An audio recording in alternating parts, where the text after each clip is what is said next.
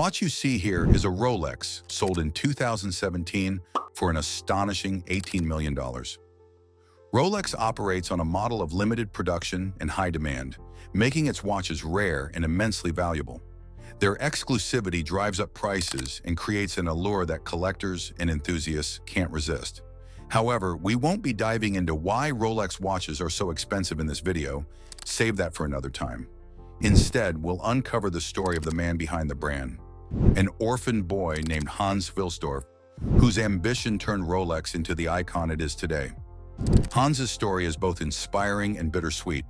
By the time he was just 12 years old, both of his parents had passed away.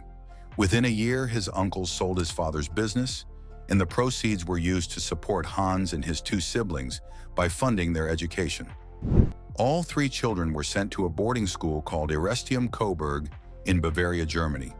Unfortunately, Hans was ostracized by classmates for his cultural background and faith. Yet this rejection pushed him to channel his energy into academics. He excelled in mathematics and became fluent in English and French, setting the foundation for a career that would take him far beyond Germany's borders. During his time at school, Hans befriended a Swiss boy from a town called Le Locle, renowned for its watchmaking. Fascinated by the stories of how watches were crafted, Hans found himself drawn to the art of watchmaking. At 19, convinced there was little left for him to learn at school, he decided to leave Germany and embark on a journey to Switzerland. Upon arriving in Geneva, Hans landed a job as an apprentice at a pearl trading company. His role involved sorting pearls by quality and selling them to jewelers at a profit.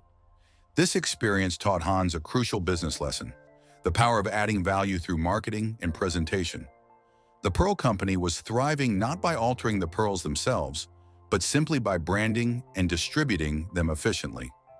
Hans realized that success in business wasn't just about creating things. It was about how you packaged and sold them. Hans's next career move came unexpectedly. A letter from a friend introduced him to Kuno Corten, one of the most prestigious watch manufacturers of the time. They offered Hans a position, and despite his satisfaction with the pearl trade, his curiosity for watchmaking drew him to accept the offer. At Kuno Corten, Hans started with a modest salary of 80 Swiss francs per month as a clerk and English language correspondent. However, his duties quickly expanded. He was responsible for assembling and inspecting 100 pocket watches every day, an experience that gave him deep insight into the intricacies of watch mechanics. This hands-on exposure planted the seeds of his future success in the watch industry. Hans's tenure at Kuno Corten was relatively brief, as he was required to return to Germany for military service. After completing his service, he relocated to London, England, to work for another watch company, where he honed his sales skills and increased the company's revenue significantly.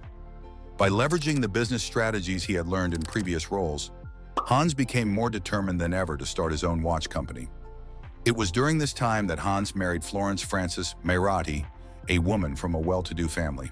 He shared his dream of starting a watch business with her father, who agreed to help with the initial capital. In 1905, Hans and his brother-in-law, Alfred Davis, founded Wilsdorf and Davis Limited, a company that would later become Rolex. Their business model involved importing high-quality movements from Switzerland and assembling them into cases in England, making luxury watches more accessible at competitive prices. At that time, pocket watches dominated the market, and wristwatches were largely dismissed as unreliable and impractical.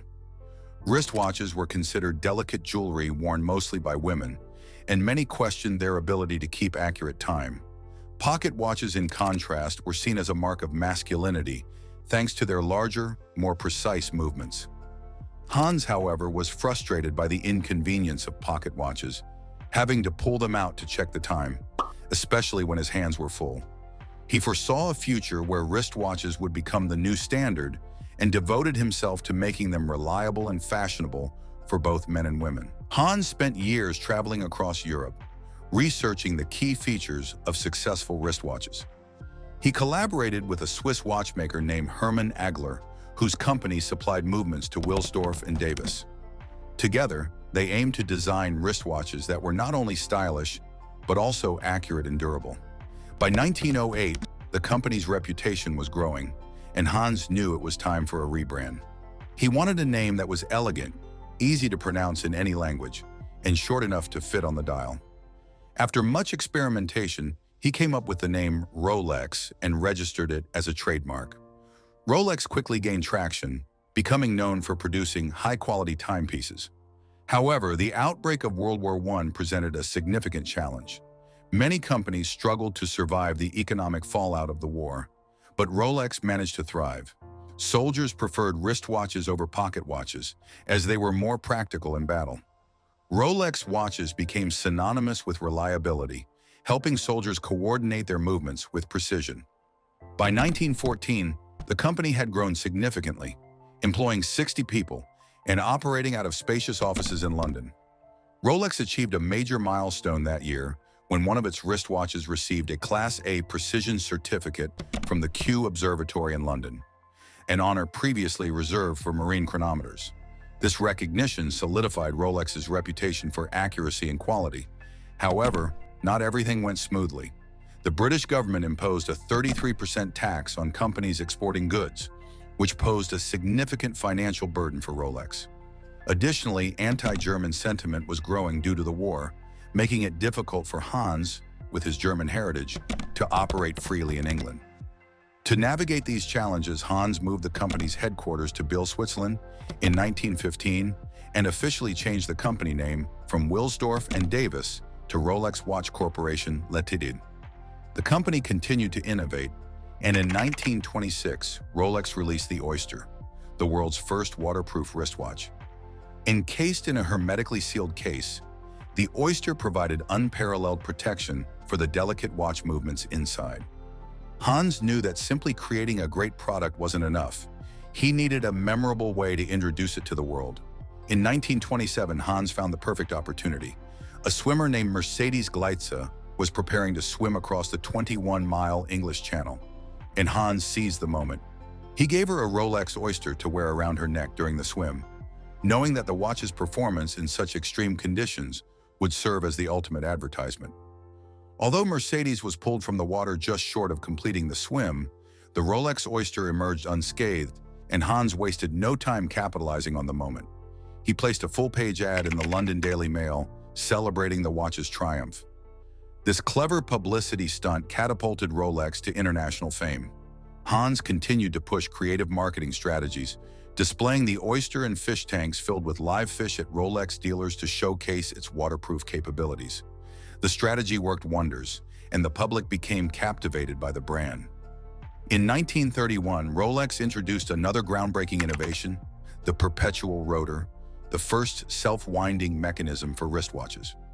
This innovation eliminated the need to manually wind the watch, setting a new standard for convenience and functionality. Through perseverance, vision, and relentless innovation, Hans Wilsdorf transformed Rolex into one of the most iconic watch brands in the world. From humble beginnings as an orphan to building a luxury empire, Hans's journey is a testament to the power of determination and foresight. Rolex remains synonymous with precision, elegance, and status, values instilled by the boy who dreamed of changing the way the world kept time. Thanks for watching. If you enjoyed this story, don't forget to like, subscribe, and hit the bell icon for more inspiring content.